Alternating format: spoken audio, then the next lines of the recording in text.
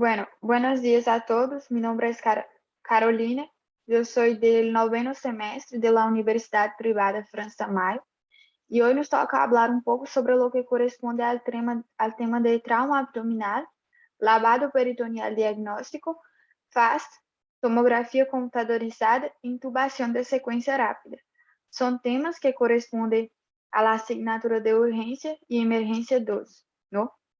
Entonces, bueno, para iniciar, vamos a empezar hablando sobre lo que corresponde al trauma abdominal. Justamente son traumas que los pacientes van a sufrir en esta región, que es la región abdominal, ¿no? Sabemos que hay varios órganos, muchas vísceras ahí en esta región que pueden ser acometidas en los casos de traumas. Bueno, hay diferentes divisiones y los traumas pueden ser divididos primeramente en cerrados, penetrantes y por explosión. En el caso de trauma cerrado, va a estar ocasionado por objetos que no tienen filo, ¿no?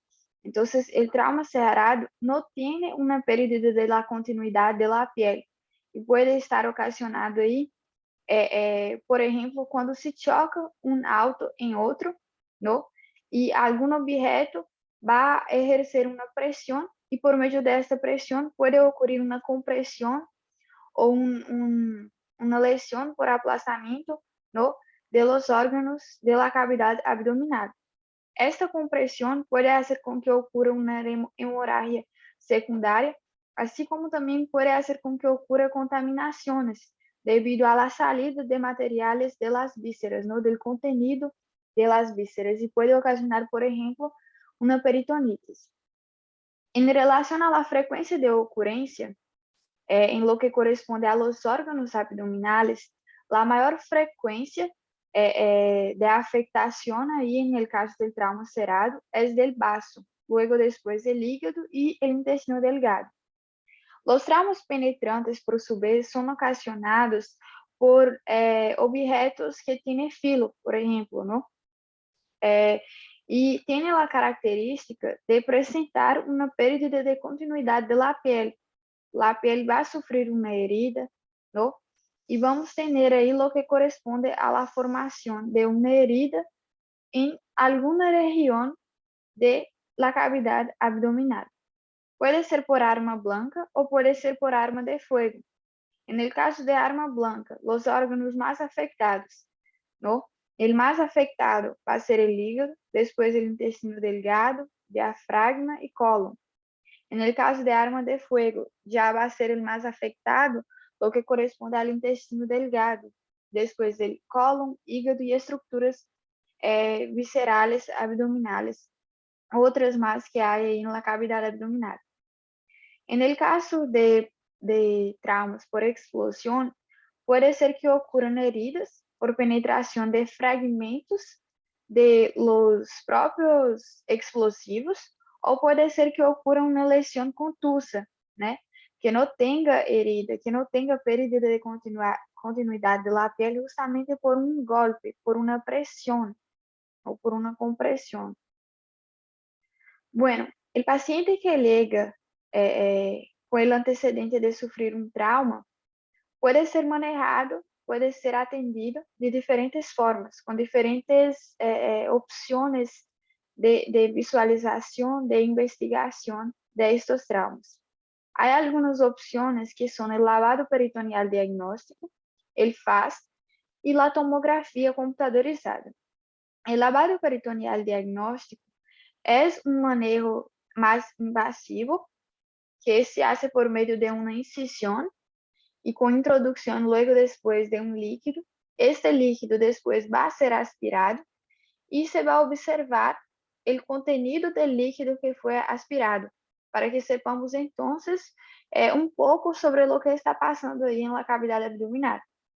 El FAST, por su vez, no es invasivo, nada más es que una ecografía que se hace por medio de 4 ventanas principales, una ventana hepato-renal, una ventana espleno-renal, una ventana acá en el saco pericárdico y una ventana pélvica, o en lo que corresponde al saco de Douglas, ¿no?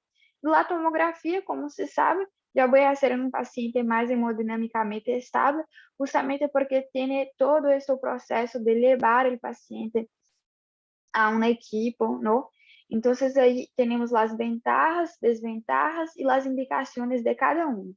El lavado peritoneal diagnóstico y el FAST y la tomografía tiene alta sensibilidad, pero en este caso, el único que es específico, que tiene la capacidad de visualizar realmente qué es eso que está pasando, es la tomografía. En el caso del FAST, por ejemplo, se ve que hay la presencia de líquido, pero no se ve bien qué es este líquido. Pero no es invasivo y es rápido, ¿no? Ya el lavado peritoneal es invasivo, ¿no? Y, y por medio de los dos, yo puedo hacer un diagnóstico precoce. Bueno, en relación a las desventajas, el lavado tiene baja especificidad, es invasivo y no es capaz de evaluar retroperitoneo o diafragma. El FAS también tiene baja especificidad, no evalúa retroperitoneo o diafragma, así como el lavado, y es necesario conocer el procedimiento, ¿no? El operador quien va a hacer necesita conocer. Y la tomografía es necesario que el paciente esté estable hemodinámicamente, ¿no? Además de eso, tiene alto costo, ¿no? Las indicaciones de lavado es para trauma cerrado inestable y traumas penetrantes sin indicación de laparotomía inmediata, ¿no? El FAST, lo mismo. La tomografía ya es, en el caso también de trauma cerrado estable, traumas penetrantes sin indicación de laparotomía, pero en este caso no se hacen pacientes que no estén hemodinámicamente estables. Entonces, essa foi uma comparação entre os três de ventajas, desventajas e as indicações, e seria isso. Agora nos corresponde falar um pouco sobre o que é a intubação orotraqueal. Como se hace uma sequência rápida, não? Sabemos que a primeira coisa que temos que pensar é em manter a vida do paciente. Luego, depois, temos que pensar em não comprometer a qualidade de vida do paciente. Entonces, tenemos que hacer una secuencia rápida, tenemos que conocer bien los procedimientos para que así no hagamos nada que comprometa la vida, no comprometa también la calidad de vida, no, y que sea algo con conforto, sin dolor para el paciente. Bueno, tenemos acá 7 P's principales, que corresponden a la preparación del paciente. Esta parte de la preparación es lo que hacemos quando preparamos todos os materiais, laringoscópios, lâminas, não? Preparamos, derramos oxígeno disponível, preparamos os medicamentos, os bloqueantes neuromusculares, por exemplo, não? E evaluamos o paciente. Como hacemos isso? Esta avaliação do paciente é para sabermos justamente se a intubação vai ser difícil ou não. E temos uma escala de Lehmann e esta escala de Heaven.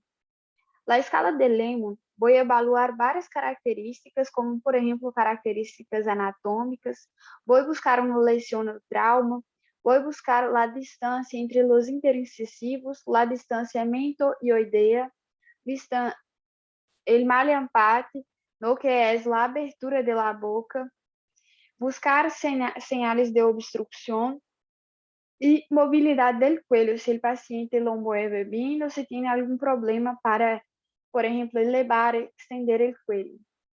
Y la escala de Heaven es justamente para mirar si el paciente tiene una saturación menor que 93%, o sea, si presenta algunas cianosis, algo así.